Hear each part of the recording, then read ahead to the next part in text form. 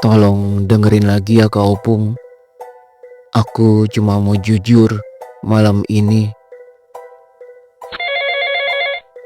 Kak Opung, kadang yang bikin kita takut bukan kehilangan orang lain, tapi takut kalau ternyata kita terlalu berarti buat seseorang yang sewaktu-waktu bisa pergi. Aku masih ingat pagi itu, pagi yang harusnya terasa biasa saja, tapi justru jadi titik yang mengubah arah hidupku. Aku bangun dalam pelukan Damar, hangat, tenang, seolah dunia di luar kontrakan kecilku berhenti berisik. Sinar matahari masuk dari celah jendela. Kipas angin masih berputar pelan. Dan untuk pertama kalinya sejak aku kenal dia, Damar terlihat benar-benar tidak sedang lari dari apapun. Aku menatap wajahnya lama, bukan karena kagum, tapi karena takut. Takut kalau semua ini cuma sementara. Takut kalau hidupku yang sederhana ini cuma jadi tempat singgah buat orang seperti dia. Akhirnya aku bertanya, pelan, hati-hati. Sayang, sebenarnya apa hubungan kamu dengan pabrik? Sampai kamu bisa bantu kenaikan jabatanku. Kamu bukan owner pabrik itu kan? Tanyaku penasaran.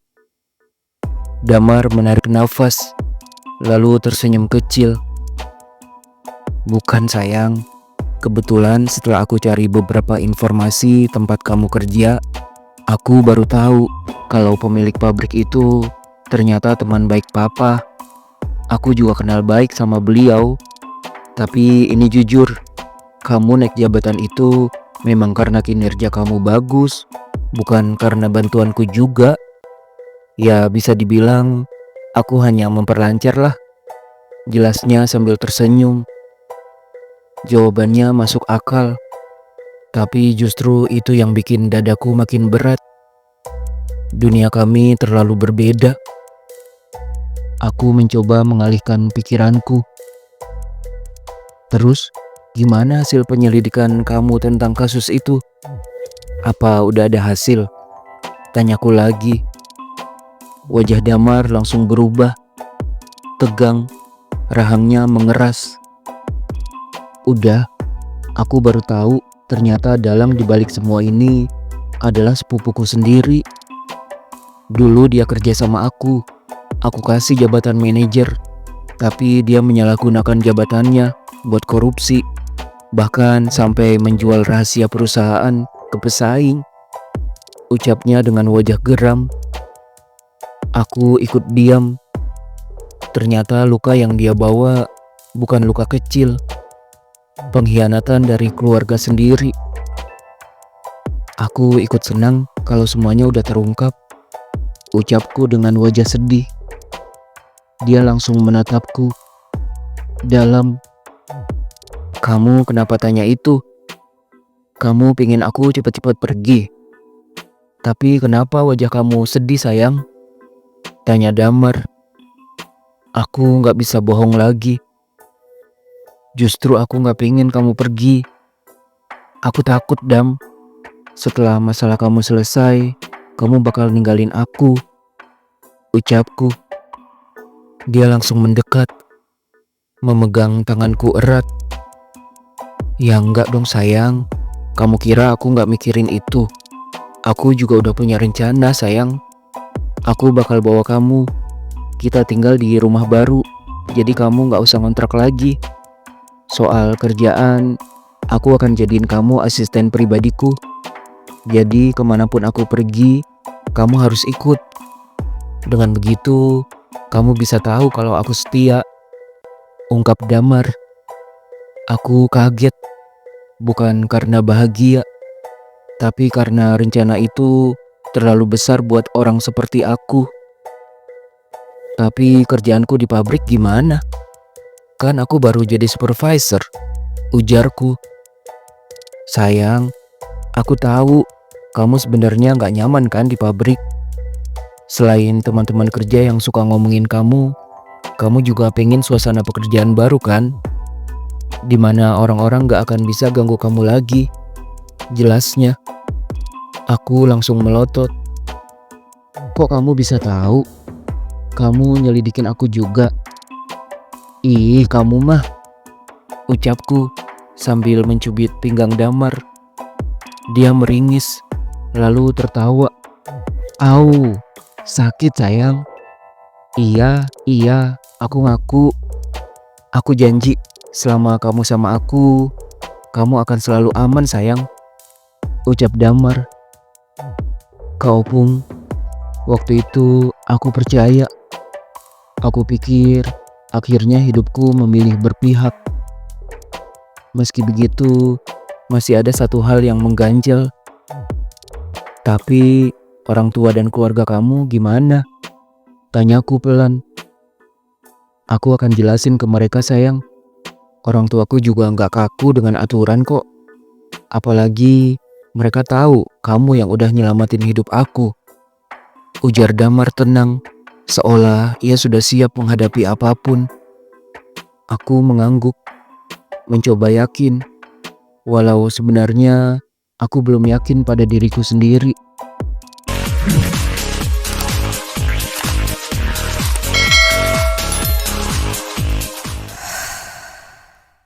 Tiga hari kemudian, Damar harus pulang.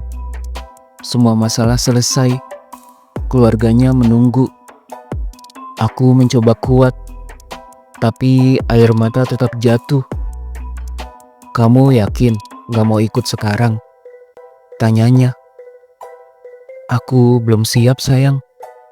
Mungkin memang seharusnya kamu tenangkan dulu orang tuamu setelah mereka khawatir karena kasus penjambretan itu. Setelah tenang, kamu bisa bicara baik-baik sama mereka tentang hubungan kita. Apapun keputusan kamu nanti, aku ikhlas, ucapku. Dia memelukku lama. Baiklah kalau itu keinginan kamu sayang. Aku janji bakal kembali lagi ke sini, apapun yang terjadi. Terima kasih ya untuk momen-momen terbaik bersama kamu selama aku di sini. Kamu jaga diri baik-baik ya. Ingat, jangan selingkuh di belakangku, pesannya. Aku tertawa sambil nangis. Iya, aku janji. Kamu juga selalu jaga diri biar kejadian itu gak terulang lagi, balasku.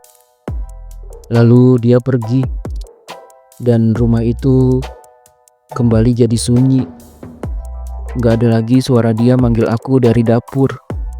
Gak ada lagi yang gangguin aku nonton. Gak ada lagi yang ketawa keras tanpa alasan. Hari-hari kembali normal. Terlalu normal. Sebulan, 2 bulan, 3 bulan. Tidak ada kabar. Nomornya tidak aktif. Pesanku tidak pernah dibalas. Awalnya aku khawatir, lalu cemas, lalu terbiasa. Ternyata kamu sama dengan laki-laki lainnya, ucapku dalam hati. Hingga aku memilih berhenti berharap. Fokus kerja, olahraga, belajar masak, mencoba jadi manusia yang gak bergantung pada siapapun. Sampai suatu malam, pintu kontrakanku diketuk lagi. Aku hampir gak mau buka, takut berharap lagi. Tapi saat pintu terbuka, aku membeku. Itu Damar. Bukan Damar yang dulu datang dengan wajah lelah. Bukan Damar yang bersembunyi. Di depanku berdiri seorang pria rapi, memakai setelan jas. Tatapannya penuh percaya diri. Seperti orang yang sudah menyelesaikan semua perangnya. Dan sebelum aku sempat bicara, dia berlutut, mengeluarkan cincin. Sofyan Suryana, maukah kamu jadi pasanganku seumur hidup sampai ajal memisahkan kita? Ucapnya. Aku panik. Kamu apa-apaan sih? Malu tahu, ntar ada yang lihat, ucapku. Dia malah santai. Gak apa-apa, kamu jawab dulu dong, biar kayak di film-film, ucap Damar cuek. Aku langsung narik dia masuk. Iya, aku mau. Ayo buruan masuk. Di dalam rumah, aku langsung menuntut penjelasan. Maafin aku sayang, ada beberapa urusan.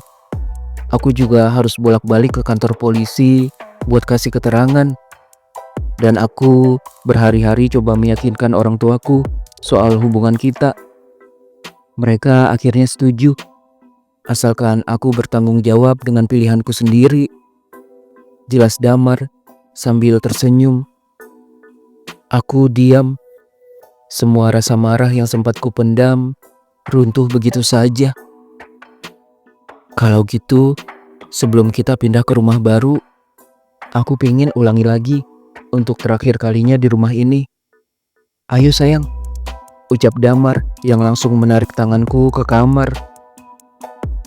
Kak Opung, malam itu bukan soal perpisahan dengan rumah kontrakan, tapi perpisahan dengan hidup lamaku.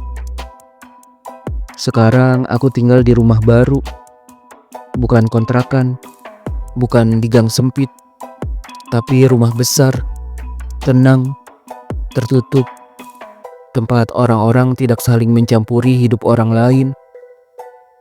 Aku bekerja sebagai asistennya, selalu di sampingnya, selalu ikut kemanapun dia pergi. Kadang aku masih bangun pagi dan merasa semua ini mimpi. Buruh pabrik sekarang hidup di dunia yang dulu cuma kulihat dari jauh. Tapi Kak Opung, sampai hari ini aku masih belajar satu hal, bahwa cinta itu bukan soal siapa yang lebih tinggi, bukan soal siapa yang lebih punya, bukan soal pantas atau tidak pantas. Cinta itu soal siapa yang tetap tinggal ketika kita merasa tidak layak untuk dicintai.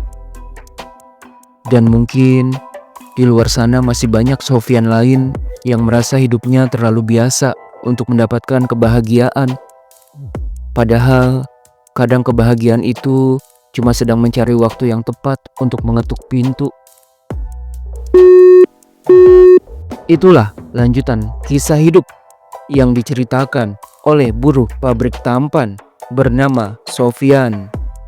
Kalau kamu ada di posisi Sofyan, apa kamu akan percaya lagi setelah ditinggalkan tanpa kabar? Tulis pendapatmu di kolom komentar. Jangan lupa tekan like, subscribe, dan bagikan cerita ini ke teman yang mungkin sedang belajar percaya lagi. Karena masih banyak kisah-kisah Sofyan lainnya yang butuh didengar.